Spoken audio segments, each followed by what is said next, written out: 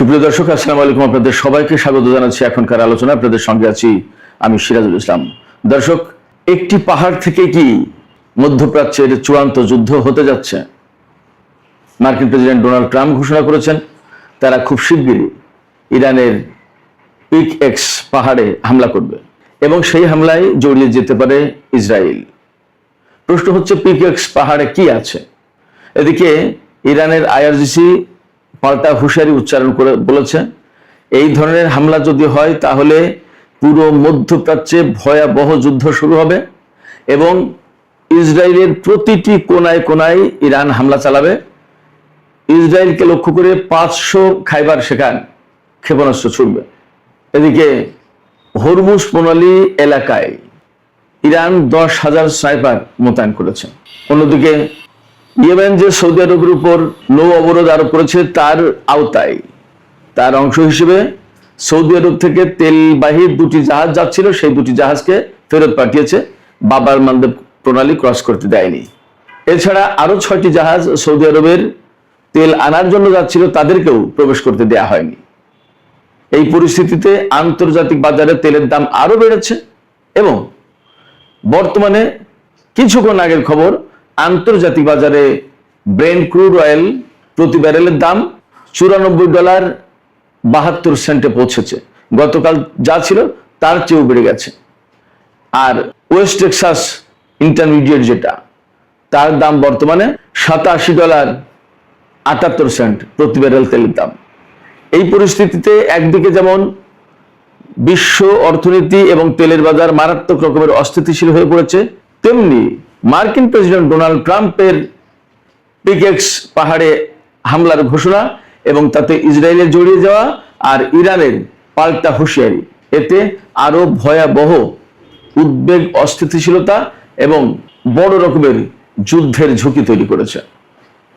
আসলে পরিস্থিতি যাচ্ছে কোথায়? ইরান, আমেরিকা এবং ইসরায়েলের মধ্যকার এই সংকট আসলে বিশ্বকে কোথায় নিয়ে ঠেকাবে এবং এর শেষ পরিণতি কোথায়? সুপ্রিয় দর্শক, আমরা এই সমস্ত বিষয় নিয়ে আজকের ভিডিওতে বিস্তারিত আলোচনা করব। আশা করি আপনারা শেষ পর্যন্ত সঙ্গে থাকবেন। আর ভিডিও ভালো লাগলে লাইক, কমেন্ট, শেয়ার করবেন এবং চ্যানেলটি সাবস্ক্রাইব করে সাথেই থাকবেন। দর্শক, চলুন প্রথমেই পিক এক্স পাহাড়ে মার্কিন প্রেসিডেন্ট যে হামলার হুঁশিয়ারি দিয়েছেন, কেন এই হুঁশিয়ারি দিলেন? পিক এক্স পাহাড়টা কি কি আছে সেখানে এবং সেখানে কেন ইসরায়েল জড়িয়ে যেতে চায়, আর ইরান বা এত ভয়াবহ যুদ্ধের অর্থাৎ পাল্টা হামলার, পাল্টা যুদ্ধের কেন হুঁশিয়ারি দিচ্ছে? পিক এক্স পাহাড়টা হচ্ছে ইরানের মধ্যাঞ্চলে যে নাতানজ পরমাণু কেন্দ্র যেটা ইস্পাহানে, সেই পরমাণু কেন্দ্রের কয়েক মাইলের ভেতরেই এই পিক এক্স পাহাড় অবস্থিত। সেখানে আমেরিকা, ইসরায়েল তারা বলছে ইরানের নতুন পরমাণু ঘাঁটি আছে, পরমাণু স্থাপনা আছে। সেই পরমাণু স্থাপনায় ইরান গোপনে হাজার হাজার নতুন সেন্ট্রিফিউজ স্থাপন করেছে এবং আগে ফোর্দো, নাতানজ সহ যে 3টি পরমাণু স্থাপনা হামলা চালিয়েছিল, সেই জায়গা থেকে সমৃদ্ধ ইউরেনিয়াম, ইরানের হাতে যে 1000 পাউন্ড বা 450 কেজি মতো সমৃদ্ধ ইউরেনিয়াম, 60 মাত্রার ইউরেনিয়াম আছে, সেই ইউরেনিয়াম এই পিক এক্স পাহাড়ে নাকি আনা হয়েছে। এটা দাবি ইসরায়েলের। এই দাবি, এই তথ্য আমেরিকাকে জানিয়েছে। এখন ডোনাল্ড ট্রাম্প সেই তথ্য অনুযায়ী নতুন করে হামলা চালাবে পিক এক্স পাহাড়ে ইরানের পরমাণু কেন্দ্রে। আন্তর্জাতিক বা পশ্চিমা রিপোর্টগুলো বলছে যে এই পিক এক্স পাহাড়ে যে পরমাণু স্থাপনা ইরান তৈরি করেছে তা এখনো পুরোপুরি চালু হয়নি, নির্মাণাধীন। কিন্তু আমেরিকা, ইসরায়েল আগে এটা শেষ করে দিতে চায় এবং এখানে রাখা আছে ওই সমৃদ্ধ ইউরেনিয়াম। তবে পশ্চিমা গবেষকরা বা বিশ্লেষকরা বলছে যে পিক এক্স পাহাড়ে ইরান যে পরমাণু স্থাপনা তৈরি করেছে তা ধ্বংস করা মোটামুটি ভাবে কোনোভাবেই সম্ভব না। তার কারণ হচ্ছে এটা অত্যন্ত পাহাড়ি এলাকায় অবস্থিত, প্রথম কথা। দ্বিতীয় কথা হচ্ছে যে এই মূল স্থাপনা বা মূল কেন্দ্র যেটা, সেটা পাহাড়ের অনেক বেশি গভীরে এবং তার দরজাগুলো, যে প্রবেশ পথ, সেগুলো এমন ভাবে তৈরি করা হয়েছে যা এই বাংকার বাস্টার বোমা দিয়েও ধ্বংস করা যাবে না, এমন ভাবেই তৈরি করা হয়েছে। কারণ ইরানের বিভিন্ন সময়কার অভিজ্ঞতার আলোকে নতুন করে এই পিক এক্স পাহাড়ের পরমাণু স্থাপনা তৈরি করা হচ্ছে এবং এটা ওই রকমের শক্তিশালী প্রতিরোধমূলক ব্যবস্থা, প্রতিরক্ষামূলক ব্যবস্থা এখানে আছে, যার কারণে এটা সহজে ধ্বংস করা যাবে না, বিমান হামলা দিয়ে মূল কেন্দ্র ধ্বংস করা যাবে না। এই কেন্দ্র যদি নস্যাৎ করতে হয় বা এখান থেকে যদি সমৃদ্ধ ইউরেনিয়াম নিতে হয়, তাহলে এখানে স্থল অভিযান চালানো ছাড়া কোনো বিকল্প উপায় নেই।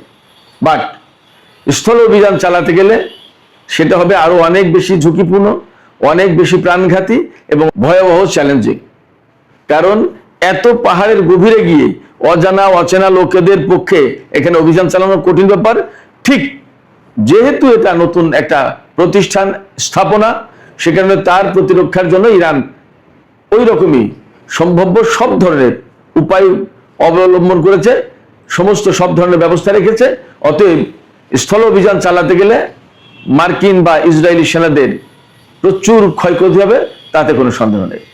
এখন প্রশ্ন হচ্ছে, এই যে ইসরায়েল এবং আমেরিকায় এই হামলায় জড়িত হবে বা এই হামলা চালাবে, ইরান কি করবে? ইরান এখানে পরিষ্কার করে বক্তব্য দিয়েছে, যদি এই ধরনের কোনো হামলা চালায় আমেরিকা ইসরায়েল, তাহলে ইরানের আইআরজিসির পক্ষ থেকে পরিষ্কার বার্তা দেওয়া হয়েছে যে একদম সাথে সাথেই ইসরায়েলের বিরুদ্ধে ভয়াবহ হামলা শুরু হবে, পুরো মধ্যপ্রাচ্যে হামলা ছড়িয়ে পড়বে এবং ইসরায়েলের প্রতিটি কোনায় কোনায় হামলা চালানো হবে, প্রতিটি কর্নারকে লক্ষ্যবস্তু করা হবে এবং অন্তত 500 খাইবার শেখান ক্ষেপণাস্ত্র ছোড়া হবে ইসরায়েলকে লক্ষ্য করে। খাইবার শেখান ক্ষেপণাস্ত্রটা কি? খাইবার শেখান ক্ষেপণাস্ত্র হচ্ছে হাইপারসনিক ক্ষেপণাস্ত্র।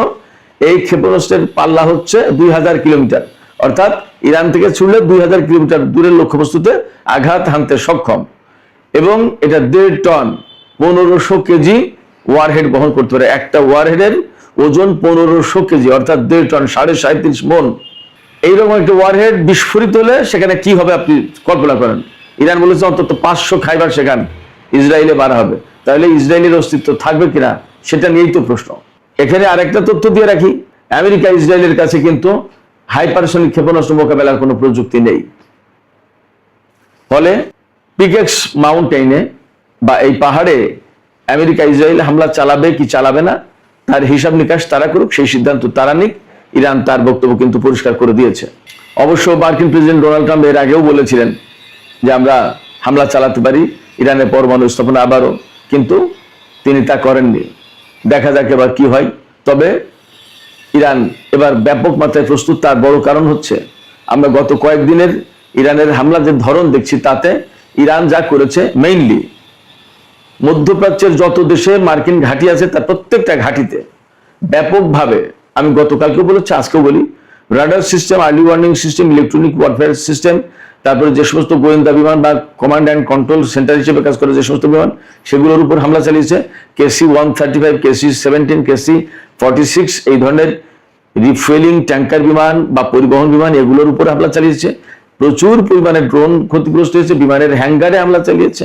একটা F-15 জঙ্গি বিমান ধ্বংস হয়েছে, কয়েকটা F-35 বা F-16 এই সমস্ত বিমান ধ্বংস হয়েছে, বেশ কিছু সেনা নিহত হয়েছে।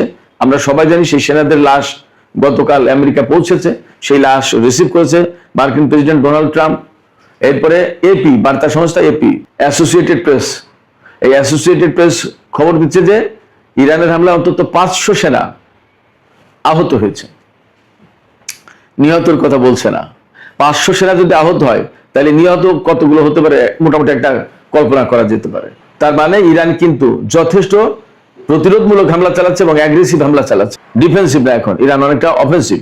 তো যে কথা বলছিলাম, মধ্যপ্রাচ্যের এই যে সিস্টেম, রেডার মেডার, এই সমস্ত সিস্টেম, এইগুলো ধ্বংস করে দিয়ে আমেরিকাকে প্রকৃতপক্ষে কানা করে দিচ্ছে, অন্ধ করে দিচ্ছে। আমেরিকা তার প্রতিরক্ষা ব্যবস্থা ঠিক রাখতে পারছে না। ইরানতে বিমান হামলা চালাবে বা ক্ষেপণাস্ত্র বা ড্রোন হামলা চালাবে, এই সমস্ত হামলা চালালে সে শনাক্ত করতে পারবে না এবং সেগুলোকে ধ্বংস করতে পারবে না। গতকালকে শুনলাম যে কুয়েতের আকাশে ইরানের ড্রোন ঘুরে বেড়াচ্ছে, হয় গোয়েন্দা ড্রোন অথবা শনাক্ত করছে কোনো কিছু, যা হোক সেই ড্রোন নিরাপদে ঘুরে ফিরে আসলো, কিন্তু আমেরিকা সেই ড্রোনকে কিছুই করতে পারেনি। তার মানে আছে মোটামুটি ভাবে ধরে নেওয়া যায় যে কুয়েতের আকাশ প্রতিরক্ষা ব্যবস্থা বা early warning system, radar system, এই সমস্ত সবকিছু ধ্বংস হয়ে গেছে। একইভাবে বাহরাইন, সংযুক্ত আরব আমিরাতেও চলছে। এবং গতকালকেই তো আমি বলেছিলাম যে জর্ডানের যে পরিমাণে হামলা চালাচ্ছে ইরান, তাতে আগামী আর 4-5 দিন যদি এইভাবে হামলা চালাই তাহলে জর্ডানের বিমান ঘাঁটিগুলো আর সচল থাকবে না, অচল হয়ে যাবে। এরই মধ্যে কয়েকটা গেছে। এবং মার্কিন প্রেসিডেন্ট ডোনাল্ড ট্রাম্প এই যে মার্কিন সেনা নিহত হলো জর্ডানে এবং ক্ষয়ক্ষতি হচ্ছে, এর জন্য জর্ডানকে দায়ী করেছে। তিনি বলছেন যে এগুলো আসলে জর্ডানের হাতে দিয়ে আমরা ভুল করেছি, এগুলো নিজেদের জিনিস নিজেদেরই রক্ষা করার দরকার ছিল। আসলে কি ব্যাপারটা তাই? ব্যাপারটা হচ্ছে যে জর্ডানের কি ক্ষমতা আছে মার্কিন ঘাঁটি রক্ষা করবে? ওখানে তো মার্কিন সেনারাই টিকতে পারছে না, জর্ডান কি করবে? আমরা নতুন করে আরেকটা খবর পাচ্ছি যে হরমুজ প্রণালী এলাকায়, হরমুজ প্রণালীর যে উপকূল, এই উপকূল জুড়ে ইরান অন্তত 10,000 স্নাইপার মোতায়েন করেছে। তার মানে আশঙ্কা করা হচ্ছে বা ধারণা করা হচ্ছে ইরানের দক্ষিণ উপকূল দিয়ে আমেরিকা স্থল অভিযান চালানোর চেষ্টা করতে পারে। যদি তাই চালায় তাহলে এই স্নাইপারগুলো আমেরিকার সেনাদের জন্য ভয়াবহ প্রাণঘাতী হয়ে দাঁড়াবে। এদিকে সৌদি আরব, কুয়েত, বাহরাইন এই সমস্ত দেশে গতকাল আমরা বিভিন্ন মাধ্যম থেকে খবর পাচ্ছি যে ছোটখাটো বিভিন্ন জায়গায় বিক্ষোভ হয়েছে। তাদের দাবি, অর্থাৎ কুয়েত, বাহরাইন, সৌদি আরব এই সমস্ত জায়গায় মার্কিন ঘাঁটি থাকার কারণে ইরান এই সমস্ত দেশে হামলা চালাচ্ছে, ড্রোন হামলা চালাচ্ছে, ক্ষেপণাস্ত্র হামলা চালাচ্ছে এবং আমেরিকাও সেখান থেকে হামলা চালাচ্ছে। এই যে প্রতি মুহূর্তে বিস্ফোরণ ভয়াবহ একটা প্যানিক সৃষ্টি করছে, জনজীবনকে একদম অস্থির করে তুলেছে, ভয়ের ভিতরে ঠেলে দিয়ে, উদ্বেগ উৎকণ্ঠার ভিতরে ঠেলে দিয়েছে। এর জন্য মূল দায়ী হচ্ছে মার্কিন ঘাঁটি। অর্থাৎ মার্কিন ঘাঁটি যদি না থাকতো তাহলে এই অবস্থা তৈরি হতো না। এই সমস্ত দেশের জনগণের বক্তব্য হচ্ছে এই সমস্ত দেশের সরকার আমেরিকার ঘাঁটি তৈরি করতে দিয়ে আজকে এই বিপদ ডেকে এনেছে। বাস্তব একটা কথা বলি, গতকালকে কুয়েত থেকে আমাকে একজন মেসেজ পাঠিয়েছে, ভদ্রলোকের নাম প্রকাশ করছি না, কিন্তু আমাকে মেসেজ পাঠানোর মূল কারণ হচ্ছে, হোয়াটসঅ্যাপে মূল মেসেজ পাঠিয়েছে, এর মূল সূত্রটা হচ্ছে এক সময় আমি যে গাড়িটা ব্যবহার করতাম সে গাড়ি সে চালাতো, সে এখন কুয়েতে গেছে, এই তো মাস 2-3 হলো। সে গতকালকে বলল যে স্যার এত ভয়াবহ হামলা হয়, ইরানের ক্ষেপণাস্ত্র এসে যখন আঘাত করে তখন বিল্ডিং গুলো থর করে কাঁপে, মনে হয় ভূমিকম্প, মনে হয় যে কখন না জানি বিল্ডিং ধসে পড়ে, প্রতিটা মুহূর্তে মনে হয় যে জীবন অনিশ্চিত, যে কোনো মুহূর্তে মারা যাবো, কখন কি হয় বলা যায় না, এত ভয়ঙ্কর একটা পরিস্থিতি। বলে যে আমি প্রথম যখন এসেছি তখন এতটা ছিল না, কিন্তু এখন যে সমস্ত ক্ষেপণাস্ত্র হামলা হয় সেগুলো ভয়াবহ, অনেক বড় বড় বিরাট বিস্ফোরণ ঘটে। বললো যে বিস্ফোরণ যখন ঘটে তখন আগুনের হলকা ছোটে। এইগুলো তো প্রতিনিয়ত, প্রতিদিন, প্রতিক্ষণ বাহরাইন, কুয়েত, সৌদি আরব, সংযুক্ত আরব আমিরাত, কাতার, জর্দান এই সমস্ত দেশের জনগণকে দেখতে হচ্ছে, এই প্যানিকের ভেতরে তাদেরকে থাকতে হচ্ছে। শুধু তাই না, ইরান যে শুধুমাত্র মার্কিন ঘাঁটিতে হামলা চালাচ্ছে ব্যাপারটা তা কিন্তু এখন না। গতকালকে বাহরাইনের একটা হোটেলে যেখানে মার্কিন সেনারা ছিল সেই হোটেলে ইরান ড্রোন হামলা চালিয়েছে এবং সেই হোটেলে আগুন জ্বলছে, ড্রোন বা ক্ষেপণাস্ত্র হামলা চালিয়েছে, আগুন জ্বলছে। তো সেখানে হোটেল, তো সেখানে তো বেসামরিক লোকজন থাকার কথা। এবং এই যে হোটেলের খবর ইরান পাচ্ছে কি করে? বিভিন্ন দেশের বেসামরিক লোকজন ইরানকে তথ্য দিচ্ছে যে এখানে মার্কিন সেনা আছে বা এই ঘাঁটিতে এই আছে, ইরান সেখানে হামলা চালাচ্ছে। তো এই পরিস্থিতিতে যা দাঁড়াচ্ছে যে এই সমস্ত দেশে একসময় বড় রকমের গণবিস্ফোরণও ঘটে যেতে পারে, কিছু বলা যাচ্ছে না যা পরিস্থিতি। একসময় সরকার বিরোধী আন্দোলনও তৈরি হয়ে যেতে পারে যা পরিস্থিতি, কোনো কিছু আসলে বোঝা মুশকিল, নিশ্চিত করে বলা যাচ্ছে না। তবে যা পরিস্থিতি তাতে তো এই সমস্ত দেশের মানুষ বিক্ষুব্ধ হয়ে উঠছে যে আমেরিকার ঘাঁটির কারণে কেন আজকে আমাদেরকে এত দুর্ভোগের ভেতরে থাকতে হবে। যা হোক দর্শক, মধ্যপ্রাচ্যের এই পরিস্থিতি নিয়ে আমি যে আলোকপাত করলাম তার পাশাপাশি আরো কিছু গুরুত্বপূর্ণ খবর আছে। যেমন ইয়েমেনের হুতিরা সৌদি আরবের উপরে নৌ অবরোধ আরোপ করেছে, অর্থাৎ বাব আল মানদেব প্রণালী বা সমুদ্র ব্যবহার করে সৌদি আরব কোনো তেল বা পণ্য রপ্তানি করতে পারবে না, কিংবা কোনো দেশের জাহাজ বাব আল মানদেব প্রণালী পার হয়ে সৌদি আরবে যেতে পারবে না। তো এর আওতায় গতকালকে অন্তত 2টো জাহাজ যারা সৌদি আরব থেকে তেল নিয়ে বাব আল মানদেব প্রণালী পার হতে চাচ্ছিল তাদেরকে পার হতে দেয়নি, তাদেরকে হুতি সমর্থিত সেনাবাহিনী ফিরিয়ে দিয়েছে। আবার বাব আল মানদেব প্রণালীতে বাইরে থেকে প্রবেশ করতে চাচ্ছিল যারা সৌদি আরবের তেল আনতে চাচ্ছিল, এরকম 6টি জাহাজ ফেরত দিয়েছে হুতিরা। বাব আল মানদেব প্রণালীতে ঢুকতে দেয়নি, তাদেরকে সরিয়ে দিয়েছে। এবং হরমুজ প্রণালীতে তো কঠিন অবস্থা, সেখানে পাল্টা হামলা ঘটনা চলছে। গত রাতেও আমেরিকা ইরানের বিভিন্ন জায়গায় হামলা চালিয়েছে, এমনকি তেহরানের উপর হামলা চালানোর চেষ্টা করেছিল, সেখানে আকাশ প্রতিরক্ষা ব্যবস্থা অ্যাক্টিভেট করেছিল। এবং ইরানের উত্তরাঞ্চলেও নাকি হামলা হয়েছে, বিশেষ করে তাবরিজে, উরুমিয়া এই সমস্ত এলাকায়। এর জবাবে ইরান কুয়েত, বাহরাইন এবং জর্দানে হামলা চালিয়েছে। তার মানে পরিস্থিতি যথেষ্ট নাজুক এবং হরমুজ প্রণালীতে পরিস্থিতি মোটেই উন্নতি হয়নি, বরং অবনতি হয়েছে। কোনো মতেই আমেরিকা হরমুজ প্রণালীকে মুক্ত করতে পারছে না। শুধু তাই না, গতকাল মার্কিন কংগ্রেসের যুদ্ধমন্ত্রী পেট হেগসেথকে তলব করা হয়েছিল, সেখানে তিনি নতুন করে আরো $87.5 বিলিয়ন চেয়েছে যুদ্ধের ব্যয় মেটানোর জন্য। এবং তিনি জানিয়েছেন যে $37.5 বিলিয়ন এ পর্যন্ত খরচ হয়েছে যুদ্ধের। কিন্তু আমেরিকানরা বা কংগ্রেসম্যানরা সবাই বলছে যে পিট হেগসেট যে খরচের কথা বলছে এটা কম, গোপন করছে খরচের চেয়ে আরো অনেক বেশি হয়েছে। এবং কংগ্রেসম্যানরা পিট হেগসেটকে, যুদ্ধমন্ত্রীকে চেপে ধরেছিল যে আপনারা যুদ্ধ বলেছিলেন যে সবকিছু শেষ, ইরানের সমস্ত সামরিক সক্ষমতা শেষ, পরমাণু স্থাপনা ধ্বংস করে দিচ্ছেন, এখন নতুন করে আবার হামলা চালাচ্ছেন এবং যুদ্ধের জন্য এত বিরাট বাজেট চাচ্ছেন কেন, কি হয়েছে, ঘটনা কি, যুদ্ধ কবে শেষ করবেন, কিচ্ছুর জবাব দিতে পারেনি মার্কিন যুদ্ধমন্ত্রী। এই পরিস্থিতিতে একদম মধ্যপ্রাচ্যের অবস্থা আরো অনিশ্চিত হয়ে পড়েছে, এতে কোনো সন্দেহ নেই। এই জায়গা থেকে তেলের দাম নতুন করে বেড়ে গেছে। আজকে আমি যখন এই ভিডিও করছি তার একটু আগে খবর নিলাম, আন্তর্জাতিক বাজারে ব্রেন্ট ক্রুড অয়েলের দাম প্রতি ব্যারেল $94.72, আর ওয়েস্ট টেক্সাস ইন্টারমিডিয়েট যেটা, সেটা প্রতি ব্যারেল তেলের দাম $87.78। এগুলো সব অপরিশোধিত তেলের দাম, পরিশোধিত তেলের দাম আরো বেশি। এখন যদি প্রায় $95 হয় এক ব্যারেল তেল, তার মানে এই যে ইরান এবং আমেরিকার মধ্যে যে যুদ্ধবিরতি চুক্তি 17 এপ্রিল সই হয়েছিল ইসলামাবাদ সমঝোতা স্মারক, তারপরে তেলের দাম কিন্তু ব্যারেল প্রতি $70 নিচে চলে এসেছিল। আমরা যদি $70 ধরি তাহলে এখন 95, তার মানে $25 বেড়ে গেছে ব্যারেল প্রতি, তার মানে 3 ভাগের 1 ভাগ দাম বেড়ে গেছে আরো। এই পরিস্থিতিতে বিশ্ব অর্থনীতি, বিশ্ব তেলের বাজার আবার অস্থিতিশীল হয়ে পড়েছে, আবার চরম অনিশ্চয়তা তৈরি হয়েছে। এর ভিতরে আমেরিকা, ইসরায়েল যদি ইরানের উপরে ওই যে পিকেক্স পাহাড়ে হামলার কথা বলা হচ্ছে, সেখানে যদি হামলা চালায় তাহলে ইরান এই যুদ্ধ আরো বিস্তৃত করবে এবং ইসরায়েলের উপরে মারাত্মক আঘাত করবে। হুরমুজ প্রণালী বা বাব মানদেব প্রণালী আরো কঠোর হবে। তাহলে বিশ্ব ভয়াবহ অর্থনৈতিক সংকটের মুখে পড়বে, এতে কোনো সন্দেহ নেই। এই অবস্থায় আমেরিকা এই ঝুঁকি নেবে কিনা, ইসরায়েল এই ঝুঁকি নেবে কিনা, বিশ্ববাসী বিশেষ করে রাশিয়া, চীনের মতো প্রভাবশালী দেশ, ব্রিটেন, ফ্রান্স, জার্মানি, এইরকম সমৃদ্ধ অর্থনীতির দেশ, তারা এই ঝুঁকি নিতে যাবে কিনা সেটা হিসাব করা দরকার, তাদের বিবেচনা করা দরকার, এবং তারা আমেরিকার বিরুদ্ধে কোনো কিছু বলবে কিনা সেটাও তাদের বোঝা উচিত। সুপ্রিয় দর্শক, এখনকার আলোচনা এখানে শেষ করতে চাইছি। আলোচনা শেষের আগে আপনাদের মতামত জানতে চাই, আপনারা কি ভাবছেন, আসলে আমেরিকা, ইসরায়েল কি ইরানের পরমাণু স্থাপনা যেটা পিকেক্স পাহাড়ের কথা বলা হচ্ছে সেখানে কি হামলা চালাতে যাচ্ছে? এবং যদি হামলা চালায় তাহলে কিন্তু ইরান পাল্টা জবাব দেওয়ার হুমকি দিয়েছে ইসরায়েলের উপর, প্রতিটি কর্নারকে তারা লক্ষ্যবস্তু করবে। ইরান কি এই হুমকি বা এই হুঁশিয়ারি বাস্তবায়ন করতে পারবে? কি মনে হয়? সেখানে বলা হয়েছে ইরান 500 খাইবার সেখানে হাইপারসনিক ক্ষেপণাস্ত্র ব্যবহার করবে। এটা কি সম্ভব কিনা ইরানের পক্ষে?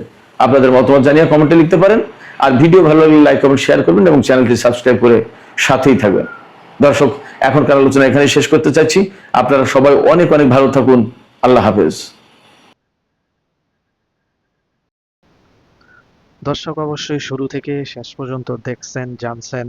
অবশ্যই আপনাদের মূল্যবান মতামত কমেন্টে জানিয়ে দিবেন। তো সবাই ভালো থাকবেন। ধন্যবাদ সবাইকে।